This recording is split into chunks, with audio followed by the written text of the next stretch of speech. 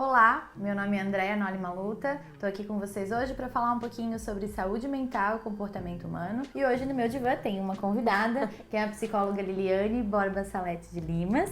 Ela tem experiência em terapia cognitivo-comportamental, experiência clínica e organizacional. E o tema que a gente escolheu hoje para conversar com vocês é síndrome de burnout, ou síndrome de esgotamento profissional. Você já ouviu falar sobre isso? Eu e a Liliane trabalhamos juntas aqui na ClinCare e temos alguns pacientes, vários, né?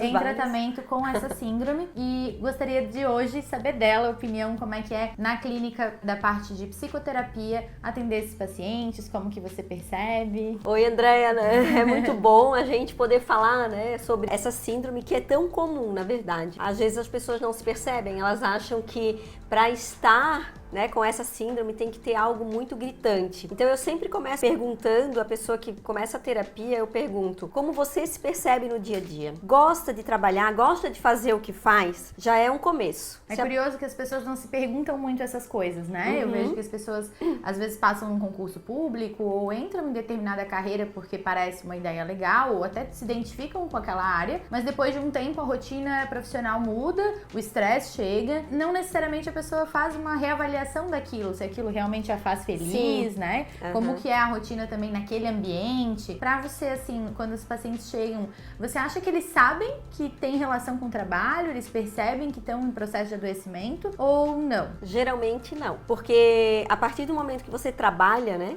com aquela determinada função, digamos assim, né, geralmente não se pergunta se o que eu estou fazendo eu ainda gosto. Então passam-se anos ali fazendo a mesma coisa e acaba que tudo pode acontecer para eu ficar doente, menos o meu trabalho, porque aquilo ali eu fui treinado, digamos, para gostar ou para simplesmente fazer sem perguntar se eu gosto. Por exemplo, essa semana mesmo eu vinha trabalhando e eu perguntando por que eu gosto de vir trabalhar. Daí eu fui observando o caminho, as pessoas vindo trabalhar também. Então isso faz parte do meu processo de observação. Se a pessoa começa a perceber, poxa... As pessoas estão muito no automático, assim, hoje em dia, muito, né? Parece olhar para o céu. Não pode mudar, né? Isso. E sempre pode, né? Sim, sim. Mesmo sendo um concurso público, digamos, que muitas vezes é o sonho de algumas pessoas. Pela estabilidade, né? Principalmente no nosso país, assim, acaba sendo muito valorizada essa parte, né? E muitas pessoas passam anos estudando para conseguir chegar onde elas querem chegar. Só que às vezes, justamente eram esses anos estudando que ela estava se valorizando ou se percebendo. Quando ela consegue a mesma quantidade de anos fazendo a mesma coisa, ela já não percebe mais o valor que aquilo tem. Sim, e até gostaria de falar hoje para vocês sobre essa síndrome e sobre os sintomas, que muitas pessoas ficam confusas, né?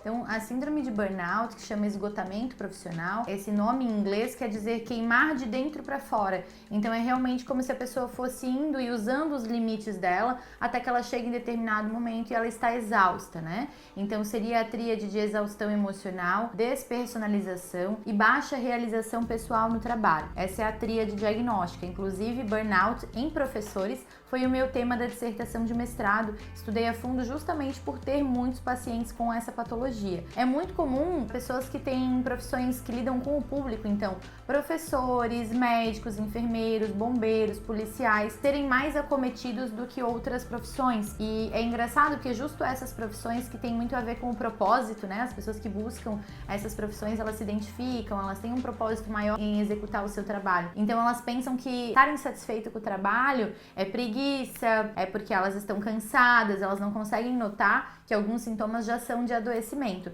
Então muitos começam a ter crises de pânico no trabalho, muitos começam a evitar situações relacionadas ao trabalho, não conseguem atender o telefone, não conseguem passar na frente do local de trabalho ou até mesmo falar com um colega do trabalho, e outros começam a ter a coisa da despersonalização, mudam a sua personalidade em função desse adoecimento do trabalho, começam a ficar mais rígidos, mais mal-humorados, mais irônicos com os seus colegas, mas de uma maneira amarga, né? De uma maneira realmente de um processo de adoecimento. Às vezes vai ter depressão e ansiedade associado, e então o uso de medicamentos, né, de um acompanhamento psiquiátrico, ele é útil, mas na maior parte das vezes a psicoterapia é a grande aliada, porque é justamente esse momento com a psicóloga semanal proporcionar ao paciente refletir sobre essas questões de trabalho, outras habilidades essa pessoa tem, que outros trabalhos poderia estar novas executando, descobertas, né? Novos fatores que vão fazer essa compensação que a gente chama, né? Como que a gente pode compensar esse desgaste, né? Sempre tem um jeito novo de tu fazer algo que ou já fazia ou algo novo para fazer. Isso eu acho bem interessante, porque também, assim, não é porque é uma doença que surge a partir do trabalho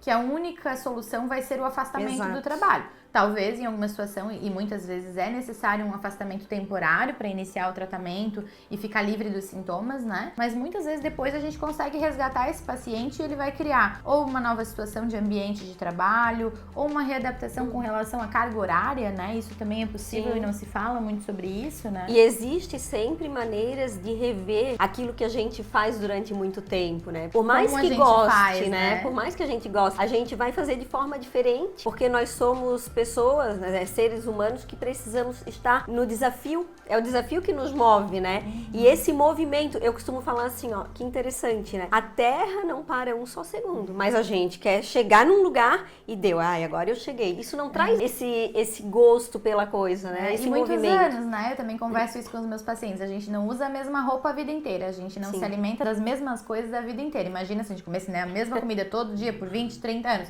Sim. A gente ia enjoar, ou a gente ia também ficar mais chateado na hora da alimentação. Perdeu o gosto, né, pela coisa. Perdeu o prazer, mesmo que fosse o alimento preferido. Sim. Né? Então acho que é interessante a gente poder repensar isso ao longo da vida. Eu falo que é refazer a rota, né? Porque eu costumo dizer assim, o homem inventou o GPS e o GPS logo fala refazendo a rota se a gente passar uma rua ou se errar o caminho, ele refaz a rota. Mas a gente não quer refazer em momento algum, né? Quer só seguir. E acho que é interessante também, assim, mesmo que a pessoa escolha se manter onde ela está, com a mesma carga horária, no mesmo formato, existe a possibilidade dela se comportar diferente no ambiente de trabalho, né? Então eu vejo que essas profissões, as pessoas têm muitas vezes traços de perfeccionismo e aí sofrem muito mais do que precisariam. Sim. O trabalho às vezes realmente é difícil, por elas quererem que o sistema seja perfeito, o SUS seja perfeito, né? Enfim, o paciente seja perfeito, ou o aluno seja perfeito, e aí elas se desgastam nesse processo. Não aproveita o que tem, né? Sim.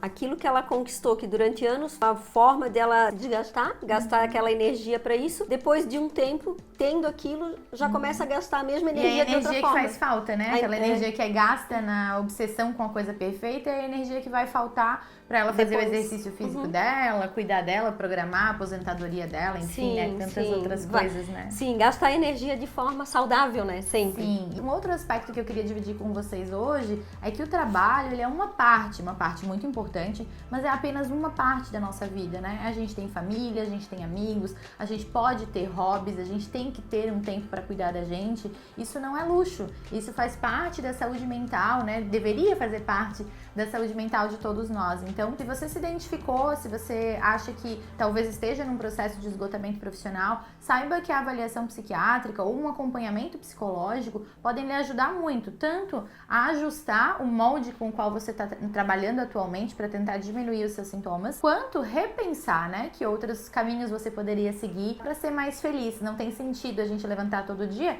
para trabalhar e pagar boleto. Isso não traz felicidade. Um pouco de felicidade pelos boletos estarem pagos até traz. A gente quer algo mais, né? A gente quer se sentir realizado e feliz, e isso é possível sim. Então, se você se identificou, procure um profissional da sua confiança, procure ajuda, não espere esse quadro virar um transtorno depressivo pior, maior, enfim. Gostaria de agradecer pela sua presença. Obrigada. E se você está nos assistindo no YouTube, não esqueça de curtir, clica no sininho para que você receba sempre os nossos conteúdos. E se você está nos assistindo no Instagram, não esqueça de curtir, compartilhar. Vamos disseminar informações do bem e ajudar quem precisa.